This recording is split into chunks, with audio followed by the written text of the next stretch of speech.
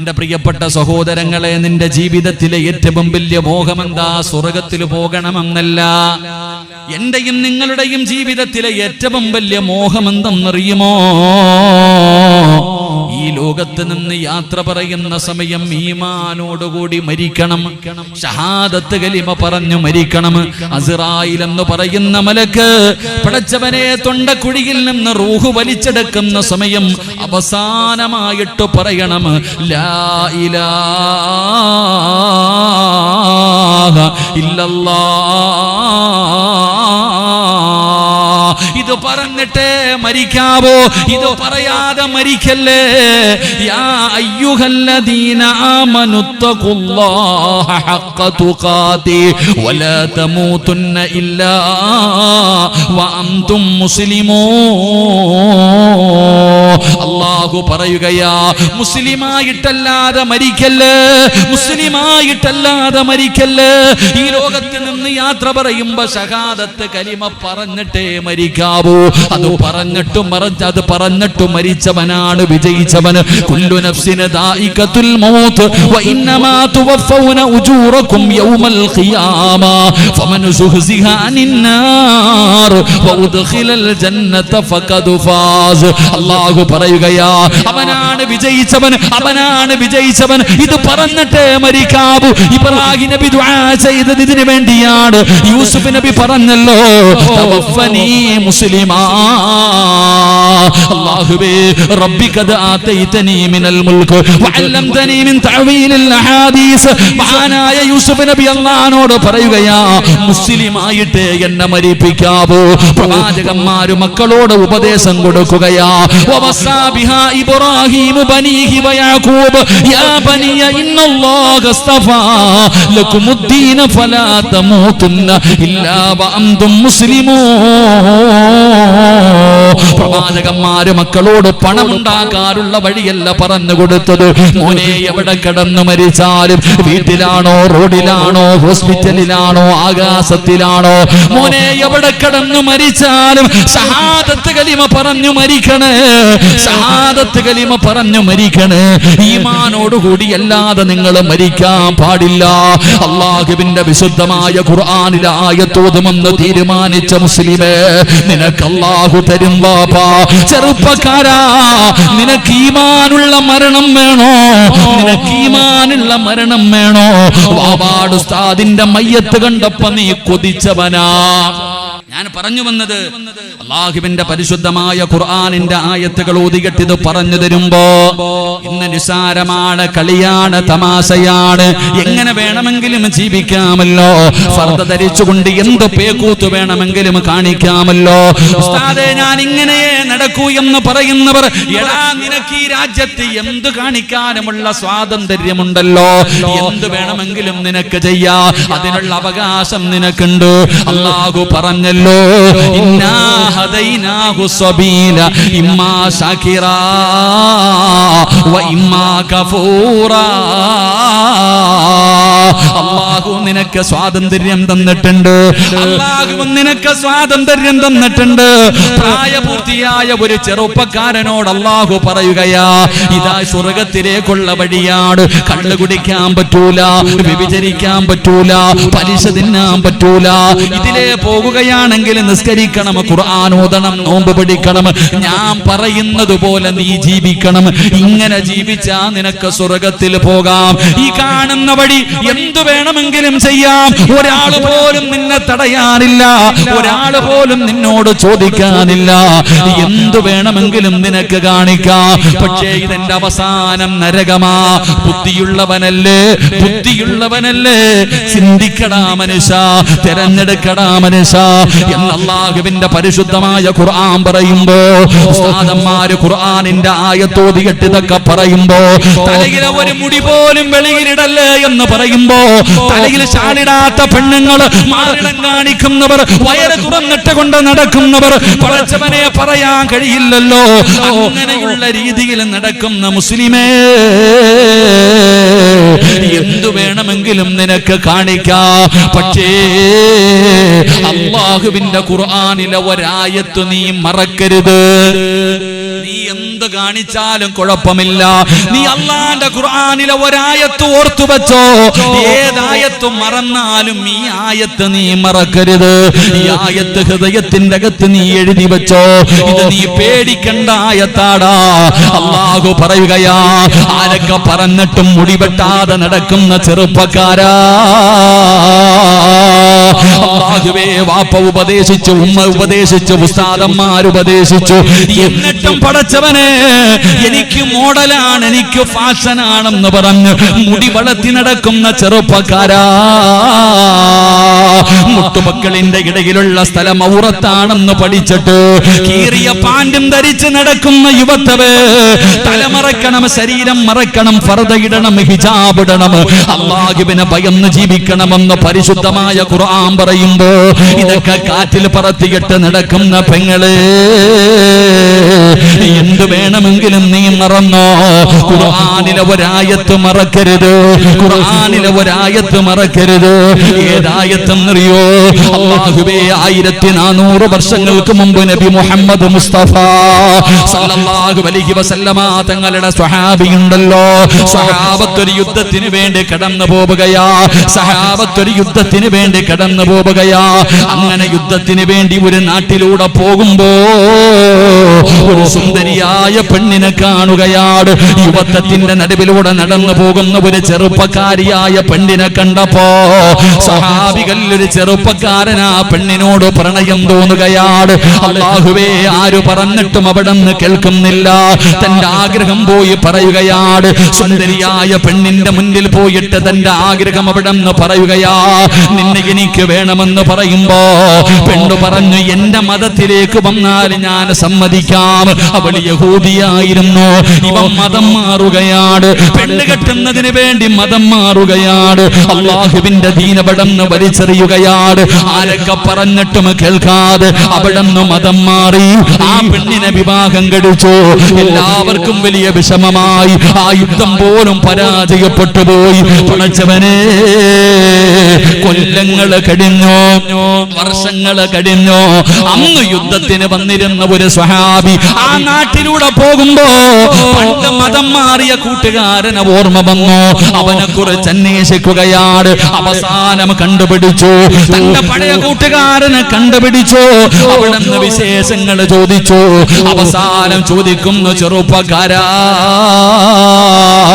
നീ അല്ലാഹുവിന്റെ ഖുർആൻ മുഴുവനും കാണാതെ പഠിച്ചവനായിരുന്നല്ലോ, നീ ഹാഫിളായിരുന്നല്ലോ, നീ ഖുർആൻ മുഴുവനും കാണാതെ പഠിച്ചവനായിരുന്നല്ലോ.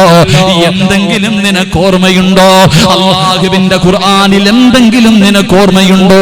ആ ചെറുപ്പക്കാരൻ പറഞ്ഞ മറുപടി എന്തെന്നറിയോ? അല്ലാഹുവിന്റെ പരിശുദ്ധമായ ഖുർആനിലെ എല്ലാ സൂറത്തുകളും ഞാൻ മറന്നുപോയി, എല്ലാം ഞാൻ മറന്നുപോയി. ഒരേ ഒരായത്ത് ഓർമ്മയുണ്ട്. ഒരേ ഒരായത്ത് മാത്രമേ എനിക്ക് ഓർമ്മയുള്ളൂ. എന്റെ ചെറുപ്പക്കാരാ, ഈ സദസ്സിലിരിക്കുന്നവരോട് പറയുകയാ, അല്ലാഹുവിനെ മറന്നുകൊണ്ട് ധിക്കാരികളെ പോലെ, അഹങ്കാരികളെ പോലെ അല്ലാഹു തരുന്ന അനുഗ്രഹങ്ങൾ മുഴുവനും രണ്ട് കൈയും നീട്ടി സ്വീകരിച്ചിട്ട് നന്ദിയില്ലാത്തവനെ പോലെ പടച്ചറപ്പിനെ പുറങ്കാലുകൊണ്ട് ചവിട്ടിയിട്ട് മതിമറന്ന് ജീവിക്കുന്ന യുവത്വവേ, അല്ലാഹു പറയുകയാ, വത്തഖൂ യൗമൻ തുർജഊന ഫീഹി ഇലല്ലാഹ്. ഇത് ഭീഷണിയാടാ, ഇതൊരു ഭീഷണിയാടാ. അല്ലാഹു നിന്നോട് പറയുകയാ, അല്ലാഹു നിന്നോട് ഓർമ്മപ്പെടുത്തുകയാ, എങ്ങനെ വേണമെങ്കിലും ജീവിച്ചോ. ഞാൻ പറയുന്നത് കേൾക്കാതെ സ്വന്തം ഇഷ്ടപ്രകാരം ജീവിക്കാനാണെങ്കിൽ എന്തു തോന്നിവാസമം കാണിച്ച് നടന്നോടാ. ഓന്തോടിയാ എവിടെ വരെ ഓടുവടാ. പഴഞ്ചൊല്ല് പറയുവല്ലോ, ഓന്തോടിയാൽ എവിടെ വരെ ഓടും. നീ പോയാ എവിടെ വരെ പോകാനാടാ. നീ പോയാൽ എവിടെ വരെ പോകുമടാ. വാട്സപ്പിലും ഫേസ്ബുക്കിലും ഇൻസ്റ്റാഗ്രാമിലും എല്ലാവരും ഫർദയും ഹിജാബ് വിട്ടുകൊണ്ട് വീഡിയോ എടുത്തിട്ട് ഈ ഉമ്മത്തിനെ കളിയാക്കുന്ന യുവത്വേ ഇന്ന് പറയാതിരിക്കാൻ കഴിയില്ലല്ലോ.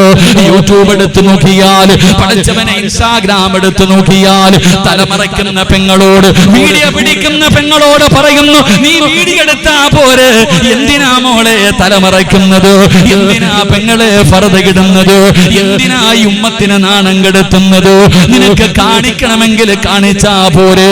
പെങ്ങൾ ഒരു കാര്യം ഓർത്തോ, അല്ലാഹു പറയുകയാ, വത്തഖൂ യൗമൻ തുർജഊന ഫീഹി ഇലല്ലാഹ്. എവിടെ പോയാലും, ഈ ദുനിയാവിന്റെ ഏത് മൂലയിൽ പോയാലും എന്റെ മുന്നിലേക്ക് തന്നെ നീ തിരിച്ചു വരണമെന്ന് മറക്കരുത്. ഉസ്താദിന്റെ ജനാസ കണ്ടപ്പോ കൊതിച്ചില്ലേടാ ചെറുപ്പക്കാരാ? എന്തൊരു മരണമാ അല്ലാഹ്, എന്തൊരു മരണമാ അല്ലാഹ്, എന്തൊരു ചിരിയാ അല്ലാഹ്, എന്തൊരു വെളിച്ചമാ അല്ലാഹ്. 3 കഷ്ടം വെള്ള തുണിയുടെ അടിയിൽ ഇങ്ങനെ കിടന്നപ്പോഴും ഉസ്താദ് പറഞ്ഞില്ലേ, പോകുമ്പോ ഇതുപോലെ പോകണേ, പോകുമ്പോ ഇതുപോലെ പോകണേ. കാണാമെന്നവർ പറയണം, മരിച്ചാൽ ഇതുപോലെ മരിക്കണം, മരിച്ചാൽ ഇതുപോലെ മരിക്കണം. കാണുന്നവര് പറയുന്ന രീതിയിൽ നല്ല ഒരു മരണം പേടിക്കടോ മുസ്ലിമേ. ജീവിച്ചിരിക്കുന്ന കാലത്തു നീ മഹാനാണെന്ന് പറയുന്നതിൽ കാര്യമില്ലടോ. പറയേണ്ടത് എപ്പോഴെന്നറിയോ? നിന്റെ മയ്യത്ത് കാണാൻ വരുന്ന 40 പേര് പറയണം, നീ നല്ലവനാണ്, നീ നല്ലവനാണ്, നീ നല്ലവനാണ്. നീ മരിച്ചെന്ന് കേൾക്കുമ്പോ 40 പേര് നിന്നെ കുറിച്ച് നല്ലത് പറഞ്ഞാ നീ രക്ഷപ്പെട്ടടാ. അല്ലാഹുവിന്റെ റസൂൽ എവിടെന്ന് പറയുമ്പോ ഒരു നല്ല മരണം വേണമെന്ന് കൊതിക്കുന്നവര്, ഈമാനുള്ള മരണം വേണോ, ഈമാനുള്ള മരണം വേണോ? ഈ ആയത്ത് നിങ്ങൾക്ക് പാരായണം ചെയ്യാൻ പറ്റുമോ? അല്ലാഹുവിന്റെ ഖുർആനിനെ ബഹുമാനിക്കാൻ പറ്റുമോ? അല്ലാഹു തരുന്ന പ്രതിഫലം പറയാ, എന്റെ കയ്യിൽ നിന്ന് വെറുതെ പറഞ്ഞതല്ല. മഹാനായ ആദരവായ പ്രവാചകൻ നബി മുഹമ്മദ് മുസ്തഫ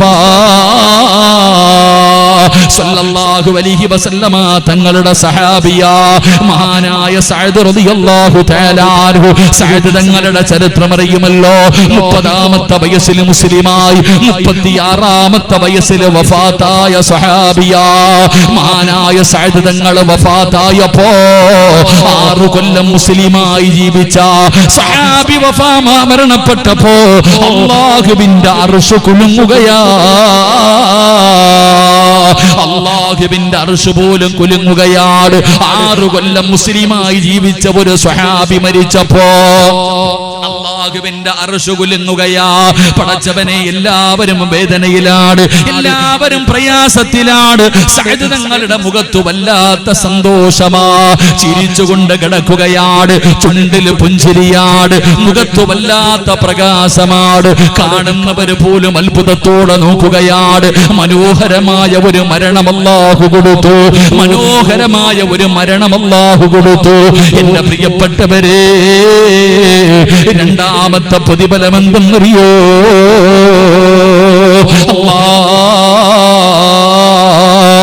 വാവാട് പള്ളിയിൽ ഒരു ദിവസം വിളിച്ചു പറയുന്നു, ഇന്നാ ലില്ലാഹി വ ഇന്നാ ഇലൈഹി റാജിഊൻ. നീ മരിച്ചുപോയെന്ന് വിളിച്ചു പറയുമല്ലോ. നാട്ടുകാരും കുടുംബക്കാരും ജനങ്ങൾ മുഴുവനും നിന്റെ വീട്ടിലേക്ക് കടന്നു വരുമല്ലോ. വീടിന്റെ പരിസരത്ത് ടാർപ്പ വലിച്ചു കെട്ടി ചെറിയ ചൂടുള്ള വെള്ളം കൊണ്ടുവച്ചു നിന്റെ ജനാസ കൊണ്ടുവന്ന് കുളിപ്പിക്കുമല്ലോ. അല്ലാഹുവേ, അതാ പടച്ചവനെ നല്ലതുപോലെ കുളിപ്പിച്ചു, നിന്നെ ഉളുപെടുപ്പിച്ചു, നല്ലതുപോലെ തുടയ്ക്കുകയാണ്. എന്നിട്ട് വീടിനകത്ത് വിരിച്ചിട്ടിരിക്കുന്ന 3 കഷ്ടം വെള്ള തുണിയുടെ മുകളിൽ കൊണ്ടുവന്ന് നിന്നെ മലർത്തി കിടത്തുകയാ. എന്നിട്ട് കുറച്ച് പഞ്ഞിയെടുത്ത് സുഗന്ധം തേക്കുകയാണ്. മൂക്കിന്റെ ദ്വാരമോ പഞ്ഞി കൊണ്ടടയ്ക്കുന്നേ, കാണേണ്ടവർ കണ്ടോ, ഇതാ പൊതിയുന്നേ. മയ്യത്തുകട്ടിൽ തോളിലേക്കുയരുന്നേ, പുരയ്ക്കുള്ളിലപ്പോൾ രോദനം ഉയരുന്നേ. അരുമക്കിടാങ്ങൾ വാപ്പയെ വിളിക്കുന്നേ, അതിനുത്തരം നൽകാതെ നീ കിടക്കുന്നേ. ഇങ്ങനെ ഒരു ദിവസം നിനക്ക് വരാനുണ്ടടാ. വാവാട് പള്ളിയിൽ നിന്ന് മയ്യത്ത് കെട്ടിൽ വന്നോ, എന്നെ കുളിപ്പിച്ചൊരുക്കി കൊണ്ടുവന്നോ, കാണേണ്ടവരൊക്കെ കണ്ടു. പൊതിഞ്ഞെടുത്തു വെക്കുമല്ലോ. ആരാടാ ചുമക്കേണ്ടത്? ആരാ വാപ്പമാരെ നിന്റെ ജനാസ ചുമക്കേണ്ടത്? കള്ളു കുടിക്കുന്നവനാണോ? വ്യഭിചരിക്കുന്നവനാണോ? നിസ്കരിക്കാത്തവനാണോ? അല്ലാഹുവിന്റെ ഖുർആനിനെ ബഹുമാനിക്കാത്തവനാണോ? ആരാ നിന്റെ ജനാസ ചുമക്കേണ്ടത്? മഹാനായ ആദരവായ പ്രവാചകൻ നബി മുഹമ്മദ് മുസ്തഫ സല്ലല്ലാഹു അലൈഹി വസല്ലമ തങ്ങൾ സഅദ് തങ്ങളുടെ ജനാസ കൊണ്ടുപോകുമ്പോ തള്ളവരള കുത്തിയിട്ട് നടക്കുകയാ. അവിടുന്ന് തള്ളവരള കുത്തിയിട്ട് നടന്നു പോവുകയാണ്. ജനാസ ചുമക്കുന്ന സ്വഹാബികൾ പറയുകയാ, ഭാരമില്ല, ജനാസയ്ക്ക് ഭാരമില്ല. അല്ലാഹുവിന്റെ റസൂലിനോട് ചോദിക്കുകയാണ്, നബിയേ, യാ റസൂലല്ലാഹ്, അല്ലാഹുവിന്റെ നബിയേ, ജനാസയ്ക്ക് ഭാരമില്ല നബിയേ, തള്ളവരള കുത്തികെട്ട് നടക്കുന്നത് കണ്ടല്ലോ നബിയേ, എന്തു പറ്റിയെന്ന് അല്ലാഹുവിന്റെ പ്രവാചകനോട് സ്വഹാബത്ത് ചോദിക്കുമ്പോ റസൂലുള്ളാഹ് പറയുന്നു, സ്വഹാബാ, 70,000 മലക്കുകൾ ഇറങ്ങി വന്ന് സ്വഹാബാ, നടക്കാ സ്ഥലമില്ല സഹാബ, എനിക്ക് നടക്കാ സ്ഥലമില്ല സഹാബ, തള്ളവരള കുത്താനാണ് എനിക്ക് സ്ഥലം കിട്ടിയത്. സഅദ് തങ്ങളുടെ ജനാസ ചുമന്നതും മലക്കുകളാണ് സഹാബ. അല്ലാഹുവിന്റെ പരിശുദ്ധമായ ഖുർആൻ ഓതുമെന്ന് തീരുമാനമെടുത്തവർക്ക് പടച്ച റബ്ബ് തരുന്ന രണ്ടാമത്തെ പ്രതിഫലമാ മുസ്ലിമേ. ആകാശ ലോകത്ത് നിന്ന് അല്ലാഹുവിന്റെ മലക്കുകൾ വരികയാണ്. സൗദിയുടെ ഭരണാധികാരിയല്ല, ഇന്ത്യയുടെ പ്രധാനമന്ത്രിയല്ലടാ, അല്ലാഹുവിന്റെ പരിശുദ്ധമായ മലക്കുകളുണ്ടല്ലോ. ആകാശ ലോകത്ത് നിന്ന് ഇറങ്ങി വരുന്ന ഒരു മരണം അല്ലാഹു നിനക്ക് തരികയാണ്. അത് മാത്രമല്ലല്ലോ, സഅദ് റളിയല്ലാഹു തആല അൻഹുവിന് വേണ്ടി ഖബർ കുഴിക്കുന്ന മനുഷ്യനുണ്ടല്ലോ, അവിടുന്ന് ഖബർ കുഴിച്ചു കൊണ്ടിരിക്കുമ്പോ സുബ്ഹാനല്ലാഹ്, മണ്ണിന് പോലും സുഗന്ധമാ, ഖബറിലെ മണ്ണിന് പോലും സുഗന്ധമാ. ആ മനുഷ്യൻ അത്ഭുതമാവുകയാണ്. അവിടുന്ന് ഖബർ കുഴിക്കുന്ന മനുഷ്യനുണ്ടല്ലോ, ഖബറിന്റെ പണി കഴിഞ്ഞപ്പോ അവസാനം മണ്ണ് വാരിയെടുക്കുകയാണ്. 6 മണ്ണിന്റെ ഖബർ കുഴിച്ചിട്ട് അവസാന ഖബറിനകത്തിരുന്നിട്ട് അവിടുന്ന് റബ്ബേ ഖബറിലെ മണ്ണ് വാരിയെടുക്കുകയാ. ഖബർ കുടിച്ചവൻ പോലും കരയുകയാ, ഖബർ കുടിച്ചവൻ പോലും കരയുകയാ. അല്ലാഹുവേ, എന്തൊരു ഭാഗ്യവാ സഹോദരാ. ഈ നാട്ടിലെ പാവാട് ഖബർ കുടിക്കുന്ന മനുഷ്യനെ നിനക്കറിയുമെങ്കില് ചെന്നു ചോദിക്കണോ, ചെന്നു ചോദിക്കണോ. ആരുടെയെങ്കിലും ജനാസ ഖബറടക്കാൻ സാക്ഷാൽ വാവാട് ഉസ്താദിന്റെ ഖബർ കുടിച്ച മനുഷ്യനോട് ചോദിക്കണോ, എന്തെങ്കിലും അനുഭവം ഉണ്ടായിട്ടുണ്ടോ? എന്തെങ്കിലും പ്രയാസം അനുഭവപ്പെട്ടോ? എന്തെങ്കിലും ബുദ്ധിമുട്ട് തോന്നിയിട്ടുണ്ടോ? ഇല്ലടോ മനുഷ്യ, ഇല്ലടോ മനുഷ്യ. അല്ലാഹുവിന്റെ പരിശുദ്ധമായ ഖുർആനിനെ ഹൃദയത്തിൽ കൊണ്ടു നടന്ന മഹാരാ, എങ്ങനാ മനുഷ്യ? ഖബറിലെ മണ്ണിന് പോലെ സുഗന്ധമല്ലേ, ഖബറിലെ മണ്ണിന് പോലെ സുഗന്ധമല്ലേ. അല്ലാഹുവേ, ഖബർ കുഴിക്കുന്ന മനുഷ്യന് മണ്ണ് വാരി മടിയിൽ വെക്കുകയാണ്. ഖബറടക്കി തന്റെ വീട്ടിലേക്ക് കടന്നു ചെന്നു. രാത്രി നോക്കുമ്പോ അല്ലാഹുവേ, കസ്തൂരിയെ പോലെ വാസിക്കുകയാ. സഅദ് തങ്ങളുടെ ഖബറിനകത്ത് നിന്ന് വാരിയെടുത്ത മണ്ണുണ്ടല്ലോ, ആ മനുഷ്യന്റെ വീട് മുഴുവനും അവിടെ നിന്ന് വല്ലാത്ത സുഗന്ധമാ, വല്ലാത്ത സുഗന്ധമാ. അവസാനം ഈ ഖബർ കുടിച്ച മനുഷ്യനുണ്ടല്ലോ, സഅദ് റളിയല്ലാഹു തആല അൻഹുവിനെ സ്വപ്നം കാണുകയാ. സഅദ് തങ്ങളെ സ്വപ്നം കാണുകയാ. അവിടെ നിന്ന് ചോദിക്കുന്നു, സഅദേ, എങ്ങനെയാ സഅദേ നീ മരിച്ചപ്പോ അള്ളാന്റെ അർശ് കുലുങ്ങിയല്ലോ, മലക്കുകൾ ഇറങ്ങി വന്നല്ലോ, മണ്ണിന് പോലെ സുഗന്ധമായിരുന്നല്ലോ. എങ്ങനെയായി പ്രതിഫലം കിട്ടിയത്? എങ്ങനെയായി പ്രതിഫലം കിട്ടിയത്? ഞാൻ നിനക്ക് വേണ്ടി ഖബർ കുടിച്ചവനാണല്ലോ, എനിക്കൊന്ന് പറഞ്ഞു തരുമോ സഅദേ? ഖബർ കുടിച്ച മനുഷ്യനെ പെട്ടെന്ന് ചോദിക്കുമ്പോ സഅദ് റളിയല്ലാഹു തആല പറഞ്ഞു കൊടുക്കുകയാ, ഞാൻ പിടിച്ച സുന്നത്ത് നോമ്പും ഞാൻ ഓതിയ പരിശുദ്ധമായ ഖുർആൻ, ഇതിനു പകരം എനിക്ക് അല്ലാഹു തന്ന പ്രതിഫലമാ എന്ന് പറഞ്ഞു കൊടുത്തെന്ന് ചരിത്രം പറയുമ്പോ അല്ലാഹുവിന്റെ വിശുദ്ധമായ ഖുർആനിനെ ഹൃദയത്തിലേക്ക് ചേർത്ത് പിടിക്കുന്നവര്, ആ ഖുർആനിനെ ആദരിക്കുന്നവര്, ആ ഖുർആനിനെ സ്നേഹിക്കുന്നവര്, ആ ഖുർആനിനെ പാരായണം ചെയ്യുന്നവര്, നിനക്ക് അല്ലാഹു തരുന്ന പ്രതിഫലം എന്തെന്നറിയുമോ? നബി അമ്മാമത്തൽ ബാഹിരി റളിയല്ലാഹു തആല അൻഹു ഖാല റസൂലുള്ളാഹി സ്വല്ലല്ലാഹു അലൈഹി വസല്ലം, അല്ലാഹുവിന്റെ പ്രവാചകൻ അവിടെന്ന് പറയുകയാ, പറയുകയാ, ആരെങ്കിലും ഖുർആനിലെ ഈ ആയത്ത് പാരായണം ചെയ്താ അവന്റെയും സ്വർഗത്തിന്റെയും ഇടയിൽ ഒരു മറയേ ഉള്ളൂ, അവന്റെയും സ്വർഗത്തിന്റെയും ഇടയിൽ ഒരേ ഒരു മറയേ ഉള്ളൂ. ഏത് മറയെന്നറിയോ? ഏത് മറയെന്നറിയോ? ഈ ആയത്ത് പാരായണം ചെയ്താൽ, ഈ ആയത്ത് പാരായണം ചെയ്യുന്ന മനുഷ്യന്റെയും സ്വർഗത്തിന്റെയും ഇടയിൽ ഒരേ ഒരു മറ. അല്ലാഹു നമുക്ക് ഈമാൻ നൽകുമാറാകട്ടെ, അല്ലാഹു ഈമാൻ നൽകുമാറാകട്ടെ. സ്വർഗത്തിൽ പോകണമെങ്കിൽ എന്ത് ചെയ്യണം? മരിക്കണം. സ്വർഗത്തിൽ പോകണമെങ്കിൽ എന്ത് ചെയ്യണം? എന്ത് ചെയ്യണം? മരിച്ചാലല്ലേ സ്വർഗത്തിൽ പോകാൻ പറ്റൂ?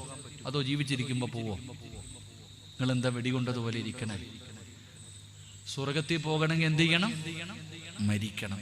ഈ ആയത്ത് പാരായണം ചെയ്യുന്ന മനുഷ്യൻ സ്വർഗത്തിൽ പോകണമെങ്കിൽ മരിക്കണം, സ്വർഗത്തിൽ പോകണം. അല്ലാഹു ഭാഗ്യം തരുമാറാകട്ടെ, അല്ലാഹു ഭാഗ്യം തരുമാറാകട്ടെ. ഇനി പറ, ഓതുവോ? ഓതുവോ? ഇത്രയും നേരം ഓതുമെന്ന് പറഞ്ഞവനുള്ള പ്രതിഫലം, ഇനി ഓതാത്തവൻ അല്ലാഹു തരുന്ന ശിക്ഷ. അതെന്നെ കൊണ്ട് പറയിപ്പിക്കരുത്. ഓതുമെന്ന് നീയത്തിയുന്നവരൊക്കെ കൈവക്ക്. അൽഹംദുലില്ലാ, അല്ലാഹു സ്വീകരിക്കുമാറാകട്ടെ. എന്റെ ആയത്തെന്നറിയോ? ഏതായത്തെന്നറിയോ? അല്ലാഹുവിന്റെ പരിശുദ്ധമായ ഖുർആനിലെ ആയത്ത്, ആയത്തുൽ കുർസി.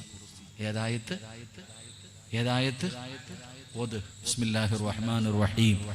അല്ലാഹു ലാ ഇലാഹ ഇല്ലാ ഹുവൽ ഹയ്യുൽ ഖയ്യൂം ലാ തഅഖുദുഹു സിനത്തുൻ വലാ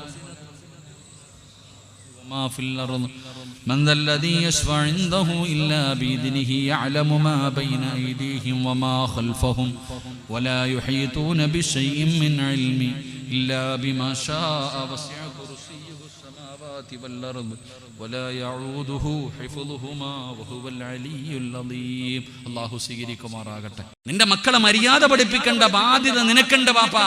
നീ നാട് നന്നാക്കാനും നാട്ടുകാരെ നന്നാക്കാനും പള്ളിയിലെ ഉസ്താദിനെ നന്നാക്കുന്നതിന് മുമ്പ് സ്വന്തം വീട്ടിൽ രക്തത്തിൽ പറന്ന ആ 15 വയസ്സുള്ളവനെ ഒന്ന് നേരെയാക്കി കാണിക്ക്. അല്ലാഹു ഈമാൻ നൽകി അനുഗ്രഹിക്കുമാറാകട്ടെ. അല്ലാതെ നടന്നിട്ട് കാര്യമില്ല. അല്ലാഹു പറയുകയാ, ഇന്ന് കയറി നോക്കിയിട്ടുണ്ടോ മൊബൈലൊക്കെ? കയറി നോക്കാതിരിക്കല നല്ലത്. ഫർദയിട്ട പെണ്ണിന്റെ വീഡിയോ കാണാൻ, ഡാൻസ് കാണാൻ, എന്തൊക്കെ. അല്ലാഹു നമുക്ക് ഈമാൻ നൽകുമാറാകട്ടെ. ആണുങ്ങളും പെണ്ണുങ്ങളും ഇപ്പം ചാമ്പലിന്റെ കാലവാ. അല്ലാഹു കാക്കുമാറാകട്ടെ. കുറെ കാലം ചാമ്പലായിരുന്നു. പള്ളിക്കമ്മറ്റിക്കാർ വരെ ചാമ്പുവായിപ്പോ. അലച്ചേക്ക്. അള്ളാഹുവിന്റെ പള്ളി പരിപാലിക്കുന്നവന്മാര് മുഴുവനും എല്ലാരും ഇങ്ങനെ നിൽക്കും. പ്രസിഡന്റ് വന്നിട്ട് കാല് പൊക്കി വെച്ചിട്ട് ചാമ്പിക്കും. നാളെ റബ്ബെടുത്തിട്ട് ചാമ്പുന്നത് കാണാം. അള്ളാഹു കാക്കുമാറാകട്ടെ. അള്ളാഹു പറയുകയാ, നീ എവിടെ പോയാലും തിരിച്ച് എൻ്റെ അടുത്ത് തന്നെ വരും. എങ്ങനൊക്കെ നടന്നാലും അവസാനം എൻ്റെ അടുക്ക് തന്നെ നീ തിരിച്ചു വരും. നടന്നു. അതെന്നെ എനിക്കും പറയാനുള്ളൂ, എന്നോടും നിങ്ങളോടും. അള്ളാഹു ഈമാൻ നൽകുമാറാകട്ടെ. ഇത് ഞാൻ പറഞ്ഞത് നിങ്ങളോടല്ല. ഞാൻ വഴുതു പറയുന്നത് നിങ്ങൾ വിചാരിക്കും ഇവൻ എന്താടാ ഞങ്ങളെ മുഴുവൻ ഇങ്ങനെ പറയണം. ഞാൻ വഴുതു പറയുന്നത് നിങ്ങൾ ആരെയും നന്നാക്കാനല്ല, എനിക്ക് നന്നാകാനാണ്. അള്ളാഹു എന്നെ ഒന്നും നന്നാക്കി തരുമാറാകട്ടെ. കരുണയില്ലാത്ത മനുഷ്യന്മാര് ഒരാമീൻ പറ. ഇത്രയും പേരില്ലേ, ആരുടെയെങ്കിലും ഒരു ആമീൻ അല്ല കേട്ടാ ഞാൻ രക്ഷപ്പെടും. അള്ളാഹു എന്നെ നന്നാക്കുമാറാകട്ടെ. ഒന്നുകൂടെ പറ. ഉസ്താദന്മാരൊക്കെ ഇരിക്കുന്ന എല്ലാവരും ആമീൻ പറ. അള്ളാഹു എന്നെ നന്നാക്കുമാറാകട്ടെ. ഇത്രയും പണ്ഡിതന്മാർ ഇവിടെ ഇരിക്കുമ്പോൾ ഈ പാവപ്പെട്ടവൻ വഴുതു പറയേണ്ട കാര്യമുണ്ടോ? ഇല്ല, അതിൻ്റെ ആവശ്യമൊന്നുമില്ല. ഒരുപാട് പണ്ഡിതന്മാരുള്ള ആലിമീങ്ങളുള്ള നാടല്ലേ. അൽഹംദുലില്ലാ. പാവാട് ഉസ്താദ്, അതുപോലെ തന്നെ പാറന്നൂർ ഉസ്താദ്, ഇങ്ങനെ തുടങ്ങുന്ന ഒരുപാട് പണ്ഡിതന്മാർ. എല്ലാവരും അള്ളാഹു എന്നെ നന്നാക്കി തരുമാറാകട്ടെ, അള്ളാഹു നിങ്ങളെയും നന്നാക്കുമാറാകട്ടെ. എല്ലാവരും നന്നാകണം. ഞാൻ പ്രസംഗിച്ചാൽ എൻ്റെ കയ്യിലിരിക്കുന്ന ഈ ഷാള് ഞാൻ കഴുകിയാൽ ആദ്യം വെളുക്കുന്നത് ഷാളല്ല, എൻ്റെ കയ്യ. കഴുകുന്നവൻ്റെ കയ്യ ആദ്യം വെളുക്കുന്നത്, പിന്നെയാണ് വസ്ത്രം വെളുക്കുന്നത്. അതുകൊണ്ട് ആദ്യം എനിക്ക് വെളുക്കണം, നമുക്കെല്ലാവർക്കും വെളുക്കണം. അള്ളാഹു വെളുപ്പിച്ച് തരുമാറാകട്ടെ.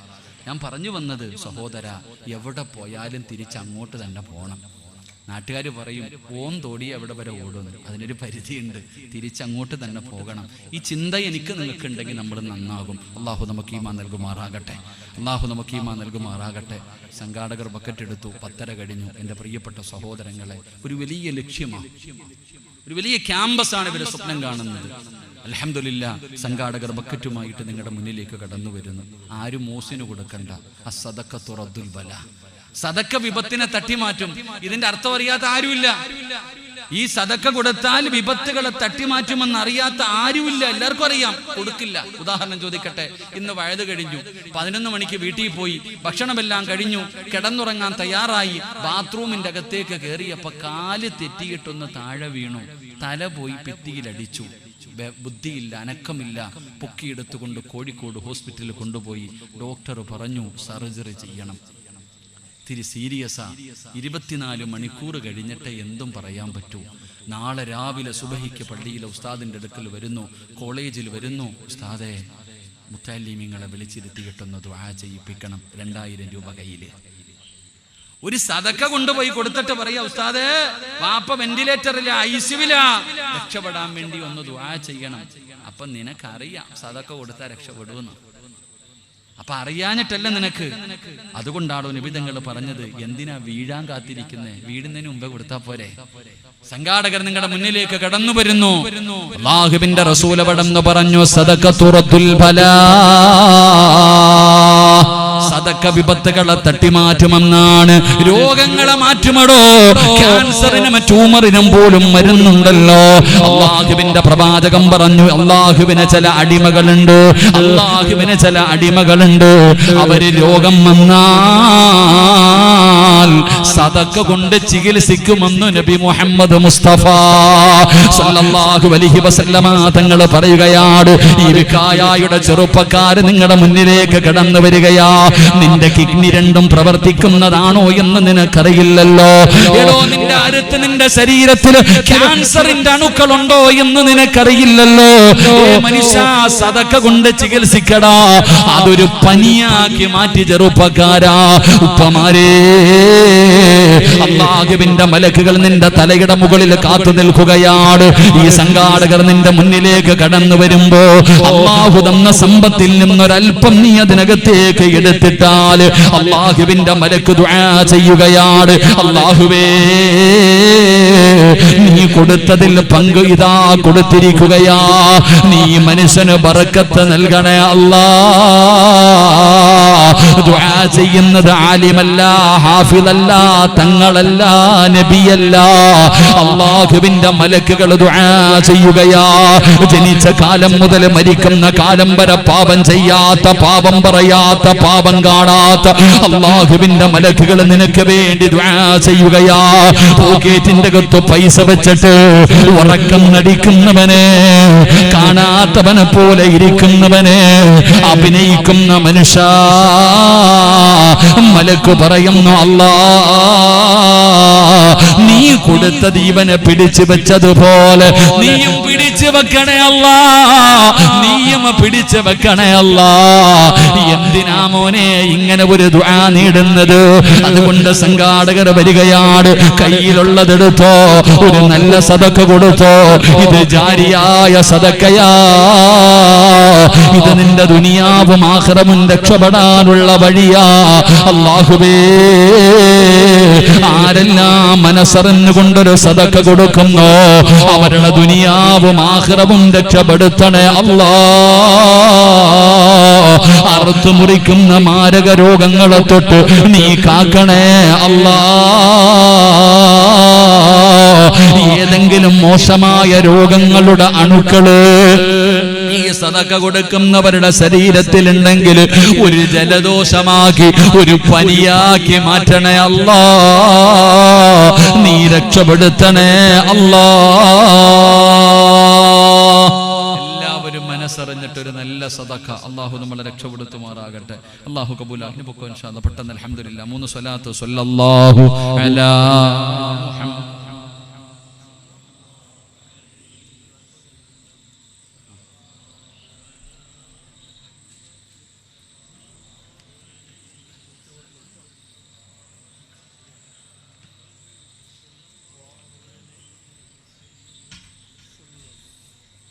അള്ളാഹു സ്വീകരിക്കുമാറാകട്ടെ ഇൻഷാ അല്ലാഹ്. എൻ്റെ പ്രിയപ്പെട്ട സഹോദരങ്ങളെ, ഒരെണ്ണം കൂടെ ഇൻഷാ അല്ലാഹ്. നാലാമത്തെ കാര്യം ഇൻഷാ അല്ലാഹ്. ബക്കറ്റ് കൊണ്ടുപോകുന്നവർ ഇത്തിരി സ്പീഡ് കുറയ്ക്കാട്ടോ ഇൻഷാ അല്ലാഹ്. അൽഹംദുലില്ലാഹ്. എല്ലാവരുടെ മുമ്പിൽ നിന്ന് മേടിച്ചിട്ട് പോയാൽ മതി. അള്ളാഹു കബൂലാക്കുമാറാകട്ടെ. എൻ്റെ പ്രിയപ്പെട്ട സഹോദരങ്ങളെ, നാല് അള്ളാഹുവിന്റെ പരിശുദ്ധമായ ഖുർആൻ ഇവിടെന്ന് പറയുകയാ. പരിശുദ്ധമായ ഖുർആൻ അള്ളാഹുവിന്റെ കലാം കേട്ടിട്ട് നിസാരമാക്കുന്ന മനുഷ്യ, നിന്നെ അള്ളാഹു എന്താണ് വിളിച്ചതെന്നറിയോ? അള്ളാഹു നിന്നെ വിളിച്ചതെന്താണെന്നറിയോ? ഫമാലഹും അനി തദ്കിറതി മുഅ്രിദീൻ കഅന്നഹും ഹുമുറും മുസ്തൻഫിറാ. അള്ളാഹുവിന്റെ വിശുദ്ധമായ ഖുർആൻ, അള്ളാഹുവിന്റെ പരിശുദ്ധമായ ഖുർആൻ നിന്നെ ഉപമിച്ചത് എന്തിനോടെന്നറിയോ? അള്ളാഹു നിന്നെ ഉപമിക്കുകയാണ്. മക്കള് കുരുത്തക്കേട് കാണിക്കുമ്പോ, പറഞ്ഞാൽ അനുസരിക്കാതെ വരുമ്പോ, മക്കള് നല്ലതുപോലെ പഠിക്കാതെ വരുമ്പോ നീ പറയും, എന്താടാ നീ കഴുതയെ പോലെയായത്? മക്കള് പഠിക്കാതെ വരുമ്പോ, പറഞ്ഞ അനുസരിക്കാതെ വരുമ്പോ നമ്മൾ ചോദിക്കും, നീ എന്താടാ കഴുതയെ പോലെ നടക്കണേ, നീ എന്താ കഴുതയെ പോലെ നടക്കണെന്ന് ചോദിക്കൂലേ? അള്ളാഹുവിന്റെ പരിശുദ്ധമായ ഖുർആൻ പറയുന്നു, അള്ളാഹുവിന്റെ കലാം കേട്ടിട്ട് പരിഗണിക്കാത്തവൻ അവൻ കഴുതയെ പോലെയാ. അള്ളാഹു പറയുകയാ, അവൻ അള്ളാഹു ഉപമിച്ചിരിക്കുന്നത് കഴുതയിലേക്ക് അവനെ ഉപമിച്ചത്. മസലുഹും കമസലിൽ ഹിമാരി യഹ്മിൽ അസ്ഫറ എന്ന് ഖുർആൻ പറയുന്നുണ്ടല്ലോ മറ്റൊരു ഭാഗത്ത്. എടാ, ഇങ്ങനെ ഇത്രയും നല്ല കാര്യങ്ങൾ അള്ളാഹുവിന്റെ കലാം നിന്റെ മുന്നിൽ ഓതി കേൾപ്പിച്ചിട്ട് ഫമാലഹും അനി തദ്കിറതി മുഅ്രിദീൻ കഅന്നഹും ഹുമുറും മുസ്തൻഫിറ. ഖുർആൻ ചോദിക്കുകയാ, കഴുതയെ പോലെ ആകരുത് നീ. കഴുതയെ പോലെ നിന്നെ ഉപമിക്കുന്നത് ഒരു ഒന്നും ചിന്തിക്കാത്തവനെ പോലെ. ഇങ്ങനെ കേൾക്കുന്നു, കളയുന്നു, ഇങ്ങനെ നടന്നിട്ട് കാര്യമില്ല. എന്റെ പ്രിയപ്പെട്ടവരെ, അള്ളാഹുവിന്റെ പരിശുദ്ധമായ ഖുർആൻ ഇവിടെന്ന് ഉപമിക്കുകയാണ്. ഒന്നാമതായിട്ട് അള്ളാഹു ചോദിക്കുകയാ, നീയാണ് ഏറ്റവും വലിയ അക്രമി. രണ്ടാമത് അള്ളാഹു പറയുകയാ, നിന്റെ ഹൃദയത്തിന്റെ അകത്തേക്ക് ഹിദായത്തിന്റെ വെളിച്ചം കടന്നു പോകൂല. മൂന്നാമതായിട്ട് അള്ളാഹു പറയുകയാണ്, നിനക്ക് വേണ്ടി ഞാൻ കഠിനമായ ശിക്ഷ ഒരുക്കി വെച്ചിട്ടുണ്ട്. നാലാമതായിട്ട് അള്ളാഹു പറയുകയാ, മോനെ നിന്നെ കഴുതയിലേക്കാണ് അള്ളാഹു ഉപമിച്ചിരിക്കുന്നത്. അഞ്ചാമത്തെ കാര്യം എന്തെന്നറിയുമോ? ഒരെണ്ണം കൂടെ പറഞ്ഞിട്ട് നമുക്ക് ദുആ ചെയ്ത് പിരിയാ. അള്ളാഹുവിന്റെ പരിശുദ്ധമായ ഖുർആൻ ഇവിടെന്ന് പറയുകയാ, അഞ്ചാമത്തെ ശിക്ഷ എന്തെന്നറിയുമോ? അള്ളാഹുവിന്റെ ഖുർആൻ ഇവിടെന്ന് പറയുകയാ, വമൻ അഅറദ അൻ ദിക്രി ഫഇന്ന ലഹു മഈശതൻ ലൻകാ വനഹ്ശുറുഹു യൗമൽ ഖിയാമത്തി അഅമാ ഖാല റബ്ബി ലിമ ഹശർതനി അഅമാ വഖദ് കുന്തു ബസീറാ قال كذلك أتتك آياتنا فنسيتها وكذلك اليوم تنسى. എന്റെ പ്രിയപ്പെട്ടവരെ നിർത്തുകയാണ്. എന്റെ പ്രിയപ്പെട്ടവരെ, അല്ലാഹു തരുന്ന അഞ്ചാമത്തെ ശിക്ഷ എന്തെന്നറിയുമോ? ഈ സദസ്സിലിരിക്കുന്ന പലരും ചോദിക്കുകയാണ്, എന്തേ ഉസ്താദേ എന്റെ കച്ചവടത്തില് ബർക്കത്തില്ലാത്തത്? എന്റെ കച്ചവടത്തില് ബർക്കത്തില്ലല്ലോ, സമാധാനമുള്ള ഒരു ജീവിതമില്ലല്ലോ, ഒരു ദിവസമെങ്കിലും സന്തോഷത്തോടെ കടന്നുറങ്ങണമെന്ന് ആഗ്രഹമുണ്ട് ഉസ്താദേ. എന്റെ കടം മാറുന്നില്ലല്ലോ, എന്റെ രോഗം മാറുന്നില്ല, മാറുന്നില്ലല്ലോ, എന്റെ കണ്ണുനീര് മാറുന്നില്ലല്ലോ, എനിക്ക് മക്കളെ കിട്ടുന്നില്ലല്ലോ, ജീവിതം മടുത്തു ഉസ്താദ്. ഇതെന്തൊരു ജീവിതമാ, ഇതെന്തൊരു ജീവിതമാ, മരിച്ചാ മതിയെന്ന് തോന്നുന്നില്ലേ മനുഷ്യ? അതിന്റെ കാരണമെന്തെന്നറിയുമോ? അതിന്റെ കാരണമെന്തെന്നറിയോ? അല്ലാഹുവിന്റെ ഖുർആൻ പറയുകയാ, അല്ലാഹുവിന്റെ ഖുർആനിനെ അവഗണിക്കുന്നവനെ, നിന്റെ ദുനിയാവ് അല്ലാഹു ഇടുക്കമാക്കുമെന്ന് വിശുദ്ധ ഖുർആൻ.